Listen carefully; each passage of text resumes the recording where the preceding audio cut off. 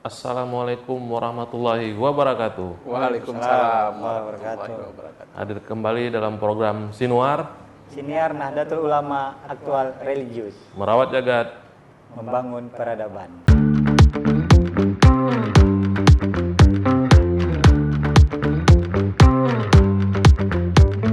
Masih bersama saya Alang Abdal. Saya Sapawi Al-Jawi. Nah, kali ini kita akan membahas tentang apa nih Bang Bowi? Masih dengan sosok pemuda yang berpengaruh di Langkat. Berarti temanya masih tema Jawara ya Bang? Masih Jawara, karena Jawara ini ya kunci untuk lahirnya pemimpin yang diidamkan warga Langkat khususnya. Ya. Kalau boleh tahu nih kisi-kisinya nih siapa nih? Bintang Dia tamu yang hadir hari ini. sudah sering mendedikasikan dirinya di dunia advokat. Hukum berarti ya? Pendampingan hukum, dia sering ke situ. Dia sering berdampingan dengan orang-orang pinggiran gitu. Dia pokoknya mantap lah membela kaum bawah gitu. Selamat datang Bang Dimas Mas. Bang Dimas. Selamat datang. Assalamualaikum. Assalamualaikum. Waalaikumsalam warahmatullahi wabarakatuh. Gimana Bang, apa kabar Bang? Sehat? Alhamdulillah sehat. Alhamdulillah. Gimana? Apa kira-kira hari ini supremasi hukum yang sedang dijalani? Iya, sebenarnya hari ini tadi ada jadwal nih dalam perjalanan dari rumah mau ke pengadilan ada jadwal sidang. Oh, pengadilan. Iya, ditelepon sama Tuan Edil ya. Oh iya. Jadi saya atur Cancel tuh schedule anggota atau tim yang di sana saya hadir sini gitu. kemenangan di sana ya, ada yang nangani. Karena di sini nggak bisa dijadwalkan ini. Ini suatu kehormatan yang luar biasa. Kalau di pengadilan kan ada jadwal yang jalan terus kan mengalir sampai perkaranya selesai. Kalau ini mesti langsung ini sendiri ya kan? Saya nggak tahu ditelepon suruh datang, nggak ada janjian, nggak ada apa, belok setir lah kemarin. Iya, memang Bang Aidil tuh Iya. produser yang luar biasa. Kalau nggak salah istilah emang dipanggil orang pengacara rakyat kan? Oh. Iya, pengacara rakyat Iya, ya. itu awal mulanya itu dari masyarakat Selitur Tasik itu yang buat gelar. Selitur Tasik. Oh, yang kemarin ya kasus Waktu itu ya. tanah perjuangan mereka kan berhasil, mereka yang kasih gelar itu pengacara diceritakan? TPR ya, tim pembela rakyat ya, gitu. Itu kisah apa tuh Bang? Bisa diceritain? Iya, itu ada sengketa lahan areal penduduk yang masuk di dalam HGU mereka. Lalu masyarakat melakukan perlawanan hukum. Alhamdulillah selesai. Kita selesaikan secara hukum ya. Yang dulunya masyarakat tuh nggak ngerti hukum, taunya hukum rimba, masuk pihak kebon dikejar, di apa gitu kan, terjadi perkelahian atau apa begitu. Jadi kami panggil abang lah nih ya. Iya, Bang gimana Dimas aja enaknya? lah. Bang Dimas lah ya. Iya. Jadi abang Dimas lah yang menuntaskan itu ya. Ya, alhamdulillah proses hukum lah yang menyelesaikan. Iya, kadang-kadang kan memang warga ini kan dia buta hukum istilah gitu lah kan. Iya, Perlu jadi karena- dikasih edukasi gitu ya. Ya, karena tim maka mereka katakan TPR sampai akhirnya menjadi TPR. Gitu. Ya karena jalan hukum ceritanya. hukum itu kan penting kan. Kalau nggak ada hukum, tidak ada peraturan. Iya. Ada peraturan ya orang suka hati kayak Abang Dimas bilang tadi. Iya. Hukum rimba yang ada. Benar-benar. Karena memang keadilan itu salah satunya terpenuhi hak dan kewajiban. Ya. Hak rakyat dan kewajiban rakyat juga tuh harusnya balance dia kan. Tapi selain sebagai TPR ini, pembela rakyat ini, hukum rakyat ini, Bang Dimas ini juga aktif berpolitik. Oh iya, memang sudah tidak diragukan lagi di dalam dunia politik. Iya. Bisa menceritakan gimana? Iya, jadi sebelum lebih lanjut ya, mungkin kalau kita tuan-tuan ini udah kenal ya, mungkin masyarakat Langkat itu kan luas ya. Iya, Langkat itu jangkauan. ada kalau tidak salah saya 1.098.660 jiwa ya, Langkat ya. Yang ada di 23 kecamatan, 240 desa, 37 kelurahan di luas. Mungkin hanya sebagian kecil saja yang tahu dengan nama saya atau sapaan Dimas itu kan. Kalau di legalitas ininya namanya tuh Mas'ud. Mas'ud SMH, tapi keseharian dipanggil Dimas. Ya. Jadi untuk kegiatan rutin ya kita di kantor hukum saya sendiri menyelesaikan masalah-masalah hukum masyarakat yang mencari keadilan. Lalu bergabung di partai politik partai politik, partai. Kalau boleh saya sebutkan, boleh ya? Boleh. Ya, partai Terbuka. P3. P3 Bang. Iya, saya bergabung di partai P3 Sejak di tahun Kabupaten Langkat dari tahun 2016. 2016. Sebelum di P3 dulu di Gerindra kalau nggak salah ya Bang ya? Gerindra, pertama berpolitik di Gerindra, saya ikut membesarkan Gerindra dulu, Membangun Gerindra di Kabupaten Langkat lah ya. bersama Pak Yan Sarin dulu seniornya, guru politik. Iya. Tapi udah tahan banting juga di dunia politik. Iya, Banyak udah pengalaman ya Bang di pengalaman banyak, ilmu banyak kita dapat bagaimana menghadapi masyarakat. Iya. Artinya kalau berbicara politik hari ini kan kita berbicara tentang kesabaran. benar. Tidak boleh marahkan sama masyarakat. Kenapa kondisi masyarakat hari ini yang membuat mereka terkadang tidak konsekuen ya, tidak serius atau tidak benar untuk melakukan hajat politiknya. Karena itu tadi.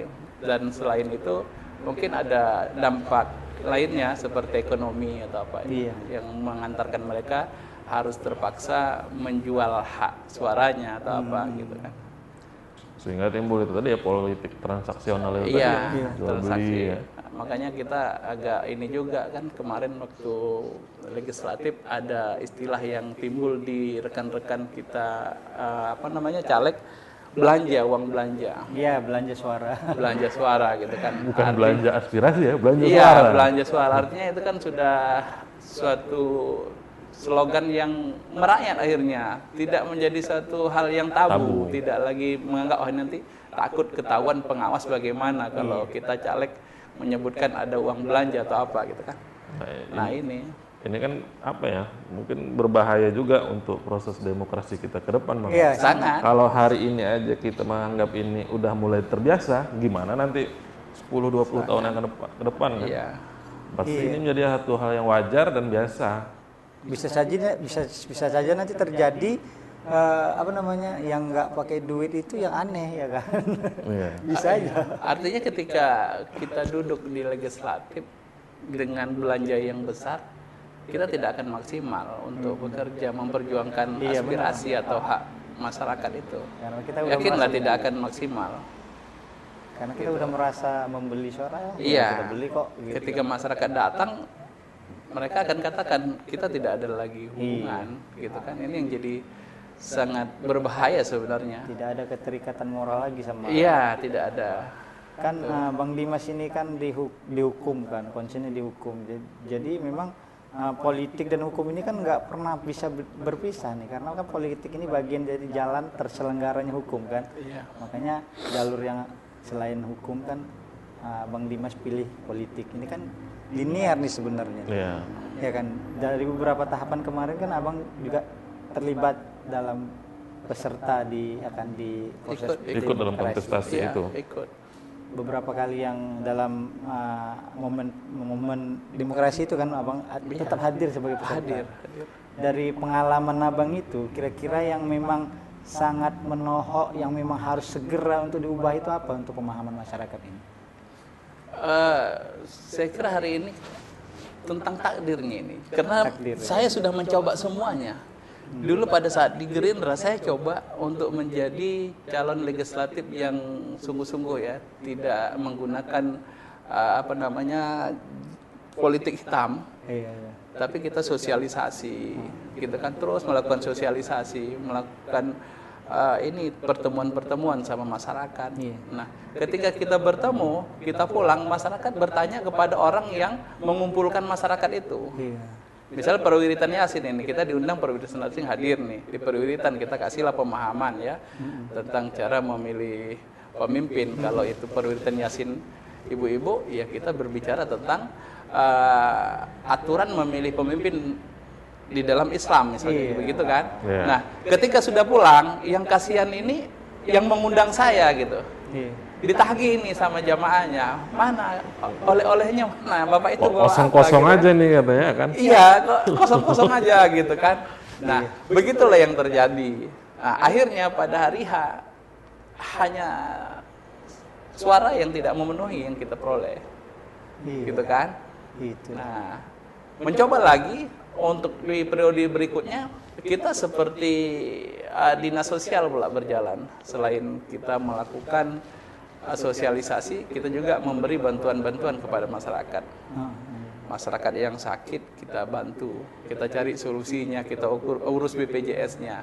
Yang nggak punya BPJS masuk umum, ketika itu urgen kita bayar melalui umum, begitu kan. Ada yang kena musibah puting beliung, kita bangun rumahnya segala macam. Itu juga pernah kita lakukan. Dan hasilnya pun? Dan hasilnya aja tidak mencukupi suaranya gitu. Nah, yang akhirnya dapat kesimpulan itu menurut kawan-kawan yang sama-sama kita di calon itu nggak perlu dilakukan. Yang perlu dilakukan adalah data beli suara mereka. Nah, ini yang kita nggak bisa lakukan. Karena bertolak belakang ya. Iya, ketika kita tidak lakukan, kita kembali tersisih. Iya. Gitu. Nah, selain itu, sistem pemilihan yang sulit untuk dipahami oleh masyarakat. Karena apa? Di dalam satu dapil itu ada 17 partai ya. Iya. 17 partai itu di 3 kecamatan kalau yang baru-baru ini. Kita di dapil 1 itu 3 kecamatan. Nah, ada kurang lebih 170 calon ya. Yang diambil tuh hanya 10. Kurang lebih 160 akan tereliminasi, itu akan dikeluarkan. Nah, begitu. Selain itu, pemilihan itu juga hanya menggunakan nama. Iya. Yang susah memang untuk dipahami oleh masyarakat. Iya. Nama. Banyak Nah, daftar itu. nama itu juga kadang seperti saya yang repot. Nama saya dipanggil orang banyak tahu Dimas. Iya, betul. Di surat suara namanya Mas Un. Iya. Orang bingung, ini Pak Dimas nggak ada di dalam kertas gitu kan. Mengingat Nggak nomor kembali lagi. Iya. Susah. Benar-benar. Walaupun ada sosialisasi yang diberikan oleh penyelenggara KPU pada saat kita mau mencoblos itu ada di depan, itu dikasih foto ya, Iya, ada contoh. foto contoh ya. Iya, Tetapi itu tidak akan terbaca, itu tidak akan terlihat. Kenapa? Karena sosialisasi itu dilakukan pada hari yang sama, pada saat masyarakat melakukan pencoblosan, gitu. Iya. Nah, seharusnya apa? Seharusnya itu disosialisasikan jauh hari. Iya. Paling tidak 1 bulan sebelum hari H itu sudah terpajang di setiap desa. Dan di mana-mana harusnya. Di mana-mana. Di istilah di pusat-pusat publik Iya, gitu. ada Sehingga publik gambar, mengenal. ada foto, ada gambar, ada foto. Ada gambar, ada nama begitu. Ada gambar, ada gitu. nama. Seharusnya begitu. Yang disesuaikan formatnya dengan format kertas suara. Nah, begitu Jadi kan? tidak membingungkan lagi Tidak. pemilih ketika udah hadir di TPS gitu. Iya. Terkait teknis sosialisasi juga. Bisa jadi PR juga nih untuk penyelenggara dan pengawasnya kan. Benar. Jadi apa sumber masukan. Iya, sumber masukan agar masyarakat ini kan juga kalau kita lihat-lihat kan ribet kan, Bang. Buka kertas 5 kertas suara itu Iya, kan. ribet Pilih sekali. lagi. Apalagi yang andung-andung yang datang ke TPS, kalau nggak dituntun juga pasti nanti tak kemana-mana dipilihnya kan. Iya. Pilih yang pokoknya banyak suara gagal. Dekat tempat saya saja hampir berapa persen itu yang gagal, suara yang gagal. Makanya sering ketidaktahuan pemilih itu yang Jadi masalah. Jadi masalah juga selain politik Politik transaksional transaksional. tadi. Itu masalah. Cuman ini tadi kayaknya apa yang dalam apa Bang pendapat hukum Abang lah secara hukum gimana itu politik transaksional? Artinya kan sulit gitu Bang. Ditangkap pun ini ya ini TS-nya ini kan bukan apanya gitu kan. Bukan langsung orangnya. Mendeteksinya pun sulit juga. Sebenarnya tidak sulit kalau memang penyelenggaraan itu benar-benar ya, penegakan hukum itu benar-benar dilakukan. Tak ada yang sulit. Asalkan pelaku daripada orang yang berwenang dalam penegakan hukum itu bekerja. Gitu. Nah, masalahnya hari ini reformasi Indonesia ini kan penegakan hukum tidak masuk dalam kategori yang direformasi. Kolusi, korupsi, nepotisme ini yang dalam perjuangan reformasi. Iya. Nah, penegakan hukum tidak masuk dalam perjuangan reformasi, maka penegakan hukum kita hari ini bobrok kan. Gampang itu kalau mau. Apa juga bisa diselesaikan. Semua bisa diungkap. Asal Semua ada bisa kemauan diproses. tadi ya, Bang? Asal ada gitu kan. Iya. Nah, jadi hari ini kalau kita lihat ya, lembaga-lembaga negara itu dibentuk dalam penyelenggaraan pemilu ini hanya seperti lembaga yang sifatnya mendukung pelaksanaan pemilu ini sendiri. Tetapi bagaimana benar-benar dilakukan penegakan hukumnya apa segala macam itu tidak. karena semuanya itu sistem sudah terkontaminasi, Hanya- mengarah ke arah mata angin yang ditujukan. Hanya sebagai mendukung aja ya proses Iya, penyelenggaraan iya. itu ya. Ada pihaknya, penyelenggaranya, pengawasnya, ada sebagai itu, gitu kan. Nah, kalau tidak nggak menderita pohon-pohon kan selama Iya. pelaksanaan pemilu. Di mana pengawasan? Sudah Iya. jelas kan. Nah, pengawasan pemilu itu bukan hanya Bawaslu, tapi pihak aparatur pemerintah juga mendukung. Satpol PP mana pada saat itu? Dispenda mana? Pihak yang mengelola tentang Periklanan ya. periklanan, di mana keberadaan mereka?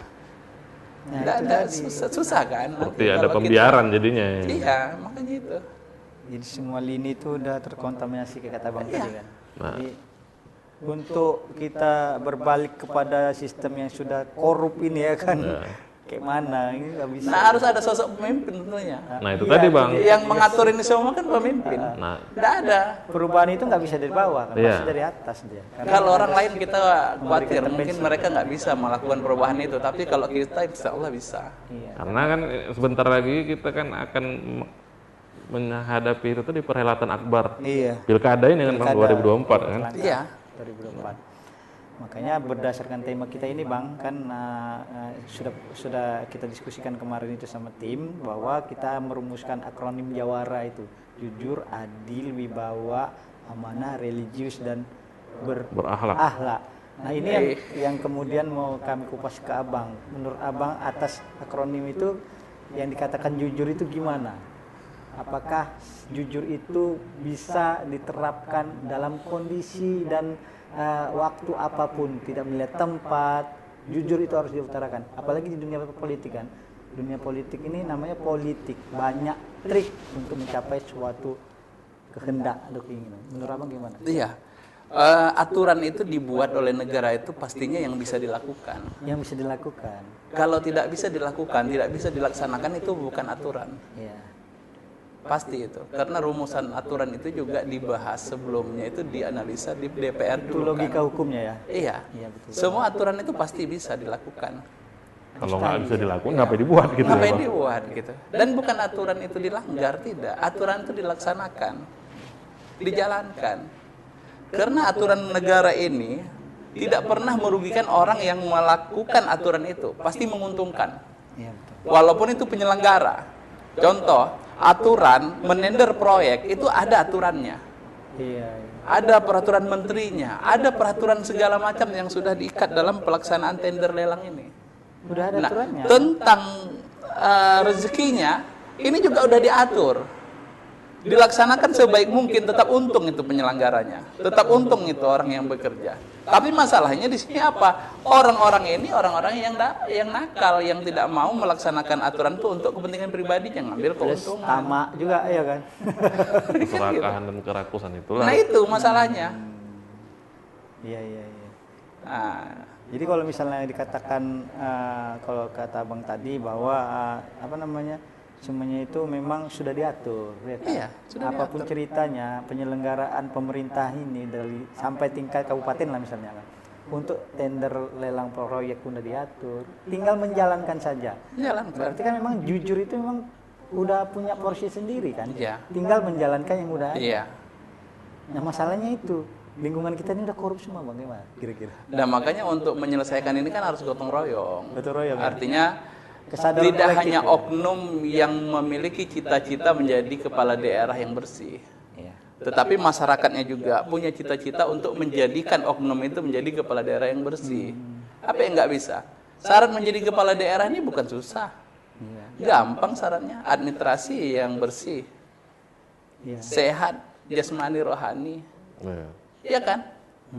Nah, lalu ada dukungan baik partai atau independen. Iya. Kalau partai dia didukung 10 kursi 10 kursi. Minimal. parlemen yang ada di Langkat. Kalau hari ini bicara Langkat. Iya. Kalau dia Independen. kurang lebih 80.000. KTP. KTP. Dukungan. Iya, dukungan itu. Nah, cukup itu antarkan, selesai. Bukan harus punya rekening sekian puluh miliar, tidak. Artinya semua orang masyarakat Langkat ini yang punya niat baik untuk membangun Langkat bisa berpeluang untuk menjadi kepala daerah. Iya. Udah jalan. nggak akan dicari tahu itu anak siapa. Oh, itu anak tukang jahit, nggak bisa jadi bupati. Nggak itu. Sekarang kemampuan kita, SDM kita, keinginan kita kan, bisa nggak? Dan kita punya konsep. Apa konsep yang kita tawarkan kepada masyarakat? Apa aturan yang akan kita wacanakan ke depan ketika kita menjadi kepala daerah? Apa yang mau kita lakukan ini kan? Nah, kalau bersaing gagasan, bersaing SDM, kita siap. Siapapun kita siap sesuai dengan tema kita ini jawara. Kita siap jadi jawara. Mau itu adu gagasan, adu ide, ya Bang. Ayo memang, bertarung. Gitu. Memang seperti itu demokrasi itu kan. Seharusnya harus proses pertarungan gagasan kan. Nah, tapi kan itu tadi bukan hanya cita-cita satu orang. Iya. Harus semua orang. Kolektif dia semua. Gotong royong tadi yang Gotong royong, ayo. Tinggal buat komitmennya aja. Memang kita akui hari ini kan krisis kepercayaan. Iya. Kenapa krisis kepercayaan? Awalnya ini juga masalahnya yang merusak ini semua masyarakat. Masyarakat yang merusak. Masyarakat menjual suaranya ketika memilih pemimpin. Pemimpin yang tadi terpilih berhutang karena membeli suara. Bagaimana cara dia untuk menyelesaikan dari sandraan hutang? Harus dia cari uang sebanyak mungkin untuk mengembalikan. Nah, dia tidak akan pikirkan masyarakat lagi. Iya, udah untung rugi dulu iya, kan bicaranya seperti itu. Paling nggak cari balik modal dulu lah. Balik modal dulu di awal. Jadi 4 tahun baru datang lagi, 5 tahun nanti baru datang lagi ya kan gitu. Nah itu. Makanya nah ini harus gotong royong. Harus semuanya beri sadar. pemahaman ke masyarakat. Ya edukasi politik itu sangat penting gitu. Berarti kan selain politik. Abang udah berkiprah, abang juga secara tidak langsung ini udah memberikan edukasi hukum dan edukasi politik sama masyarakat. Tinggal lagi bagaimana masyarakat ini yang belum ini. Kita belum benar-benar menemukan masyarakat itu memang sadar dia kan secara kolektif bahwa politik transaksional itu dosa besar dalam demokrasi ya kan. Iya. Kan tidak akan mustahil kita bisa mendapatkan pemimpin yang jawara tadi kalau misalnya proses demokrasi kita ini cacat, penuh dengan manipulasi duit, semuanya diukur dengan duit. Karena orang kayak abang ini memang sangat diperlukan untuk bisa memberikan edukasi sama masyarakat ini kan. Iya, memang tantangan kita ketika kita mengikuti pesta demokrasi, kita bukan bertarung dengan lawan politik kita, tapi kita bertarung dengan kekuasaan. Iya. Ini yang menjadi sulit. Hari ini ada kekuasaan yang memaksakan orang-orang dia harus terus berkesinambungan menjadi pemimpin. Dan dia tekan pimpinan-pemimpin dari tingkat kecamatan sampai tingkat desa, sampai kepala dusun. Harus satu bendera, harus satu arah. Bertarung dengan kekuasaan maksudnya yang hari ini sedang berkuasa. Iya.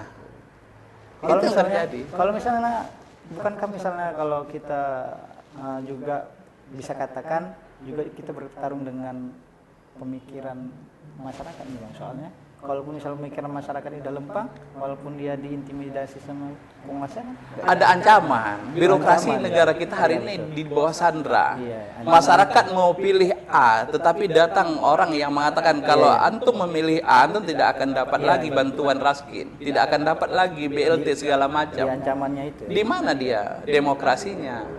Iya. Karena ini terjadi. Karena itu tadi ketika alat-alat negara ini bekerja, Betul. ya susah memang dibendung. Susah. Makanya susah susah dilawan. kan. Mau bikin ruqyah masal kita supaya jin-jin itu pergi, nggak ada lagi mengganggu. Iya betul. Ini yang susah. Ini yang susah. Tetapi walaupun begitu kita tidak apatis ya. Iya. Tetap Aku optimis. yakin lah ya. Iya, aku yakin. Masih ada perubahan itu pasti ada. Masih. Lagian Langkat ini kan ada dasar ya, dasar bumi yang religi. Iya benar. Ya, ada rasa takut kepada Tuhan, ada rasa takut kepada Allah, itu kuat sekali masyarakatnya. Iya. Dan kita yakin itu masyarakat akan bangkit itu untuk melawan ketidakbenaran itu. Nah makanya kita berani untuk ikut bertarung. Iya. Gitu. Gitu aja. Nah itu kan kalau kita lihatlah Langkat ini sendiri, abang kan dari dari Partai Gerindra 2000 bro, sudah aktif di berpolitik 2004 hingga sekarang. Apa kira-kira potensi yang mungkin bisa digali? Ya kan tadi kita punya sumber daya yang luar biasa, manusianya juga oke, mulai dari profesor, dokter, mungkin dah mulai banyak ini di Langkat ini kan Bang. Termasuk Abang sendiri yang juga punya catatan baik sebagai seorang praktisi hukum. Iya. Nah kita kan pengen ke depan nih Langkat akan jadi lebih baik dengan segala potensi yang ada, dengan segala sumber daya alam dan manusianya, dan juga anak-anak muda kita yang akan tumbuh ke depan Bang. Bagaimana pendapat Abang? Iya. Kalau Langkat ini sesuai dengan judul lagu zaman dulu. Tanah ini tanah surga, tongkat kayu dan batu jadi tanaman. Itulah Langkat. Benar. Ya.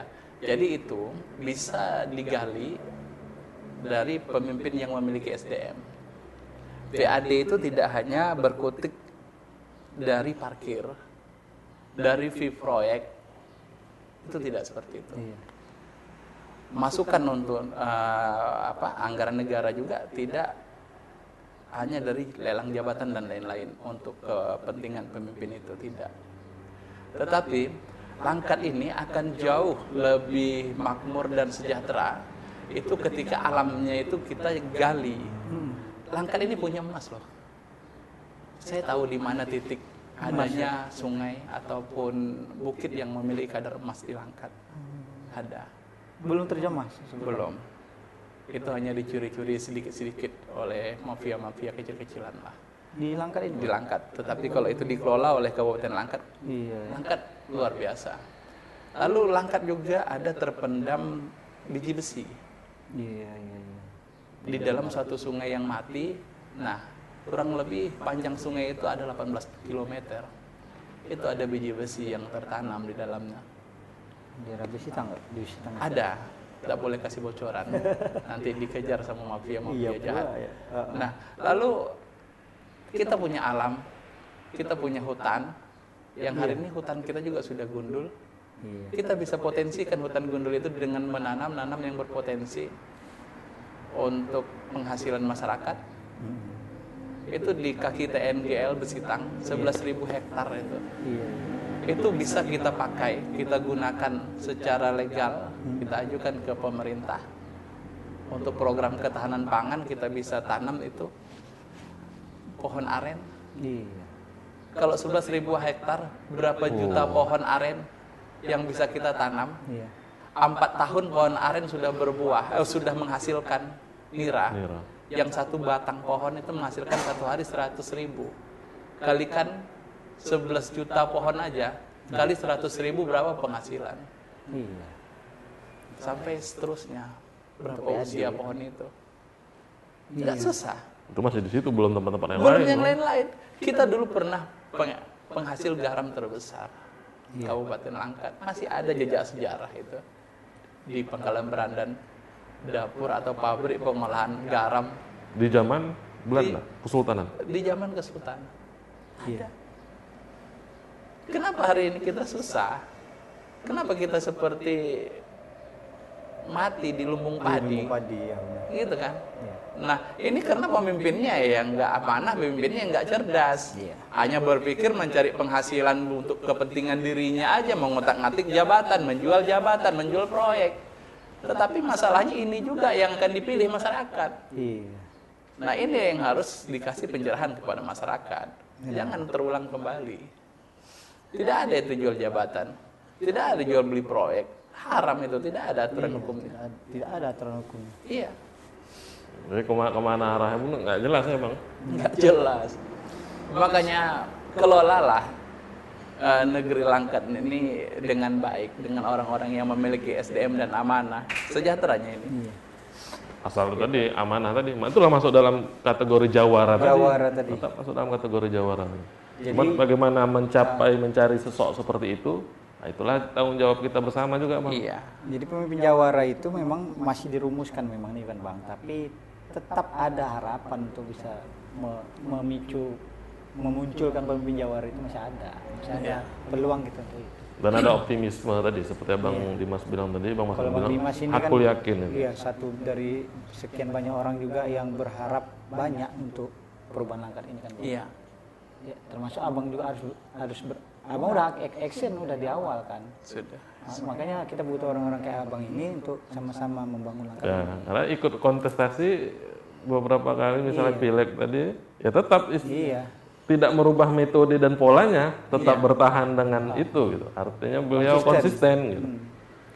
Oke, gitu aja lah, ya kan, Bang. Izin, terima kasih udah Meluangkan waktu. meluangkan waktu untuk di sini. Sama-sama kita kami eksplor gagasan Abang. Ternyata luar biasa gagasan Abang. Mungkin ke depan kalau misalnya Abang berniat jadi bupati ya kan, insya Allah terpenuhi dan apa yang Abang rumuskan itu jadi kenyataan. Dan kita sama-sama ingin bangun kesadaran itu. Itu aja yang kita simpulkan hari ini di episode hari ini, sahabat-sahabat netizen Sinwar. Kami tutup. Terima kasih. Saya Sapawi Aljawi. Saya Alang Abdal. Wallahumma fiqh la. Assalamualaikum Assalamualaikum warahmatullahi wabarakatuh.